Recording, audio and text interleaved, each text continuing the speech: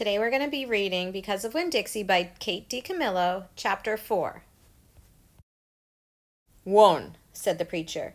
We were sitting on the couch, and Winn Dixie was sitting between us. Winn Dixie had already decided that he liked the couch a lot. 1, the preacher said again. Winn Dixie looked at him kind of hard. Your mama was funny. She could make just about anybody laugh. 2, he said. She had red hair and freckles. Just like me, I said. Just like you, the preacher nodded. 3, she liked to plant things. She had a talent for it. She could stick a tire in the ground and grow a car. Winn Dixie started chewing on his paw, and I tapped him on the head to make him stop. 4, said the preacher. She could run fast. If you were racing her, you couldn't ever let her get a head start, because she would beat you for sure. I'm that way too, I said. Back home in Watley, I raced Liam Fullerton and beat him, and he said it wasn't fair because boys and girls shouldn't race each other to begin with. I told him he was just a sore loser. The preacher nodded. He was quiet for a minute. I'm ready for number 5, I told him. 5, he said.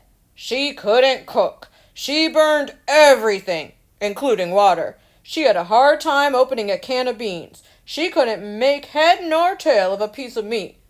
6. The preacher rubbed his nose and looked up at the ceiling. Winn Dixie looked up too. Number 6 is that your mama loved a story. She would sit and listen to stories all day long. She loved to be told a story. She especially liked funny ones, stories that made her laugh. The preacher nodded his head like he was agreeing with himself. What's number 7? I asked. Let's see, he said. She knew all the constellations, every planet in the nighttime sky, every last one of them. She could name them and point them out, and she never got tired of looking up at them. Number 8, said the preacher, with his eyes closed, was that she hated being a preacher's wife. She said she just couldn't stand having the ladies at church judge what she was wearing and what she was cooking and how she was singing. She said it made her feel like a bug under a microscope. Winn Dixie lay down on the couch. He put his nose in the preacher's lap and his tail in mine. 10, said the preacher. 9, I told him. 9, said the preacher. She drank. She drank beer and whiskey and wine. Sometimes she couldn't stop drinking, and that made me and your mama fight quite a bit. Number 10, he said with a long sigh. Number 10 is that your mama loved you. She loved you so very much. But she left me, I told him. She left us, said the preacher softly. I could see him pulling his old turtle head back into his stupid turtle shell. She packed her bags and left us, and she didn't leave one thing behind. Okay, I said.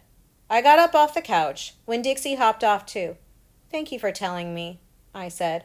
I went right back to my room, and I wrote down all 10 things the preacher had told me.